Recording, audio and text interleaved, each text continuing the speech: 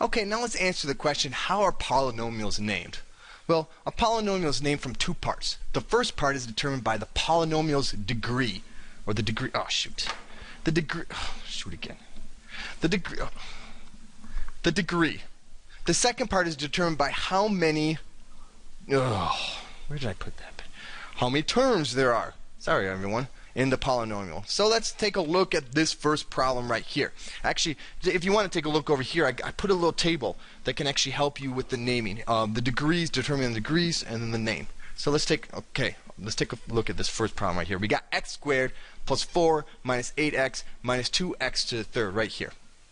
And we want to figure out what the name of this, or what type of polynomial, how would we name that polynomial? Well, the first thing you need to do is, can you combine any like terms, or any like terms you can combine? Because you got to make sure everything's combined first. Well, let's take a look. We got an x squared term. I don't see any other x squared terms. We got a constant term right here. I don't see any other constant terms. We got an 8x term. I don't see any other of those 8x terms, and we got an x to the third term, and I don't see anything else like that. So it looks like we can't combine anything in this scenario. So now we just start by determining the degree. Now, to determine the degree of polynomial is actually fairly simple. You just look at the term that has the highest power. So not this term, not the 4, not the 8x, but the 2x to the third. Because it's to the third power, that's the degree of the polynomial. The degree of this polynomial, because x to the third power, it's a cubic polynomial because of the 3. So we would start our name for this polynomial as a cubic, but now we need to figure out how many terms there are. Okay, so it's a cubic 1, 2, 3, 4. Now if there's 4 terms, it's actually, we just use a generic thing, a polynomial. It's a cubic polynomial.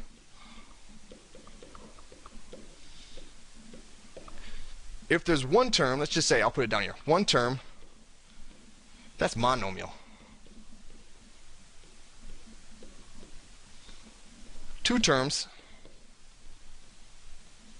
that is binomial. You've heard that before.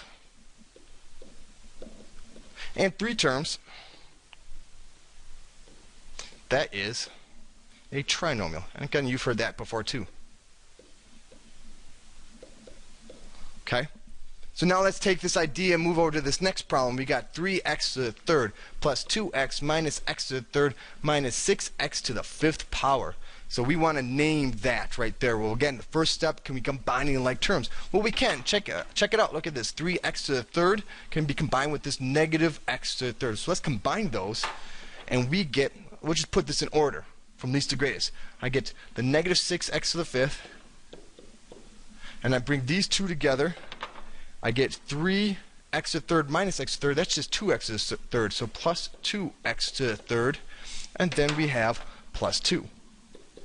That's from this one right here. Okay, so we combine them together. Now, the first thing we look at is the degree. Well, what's the degree of this polynomial?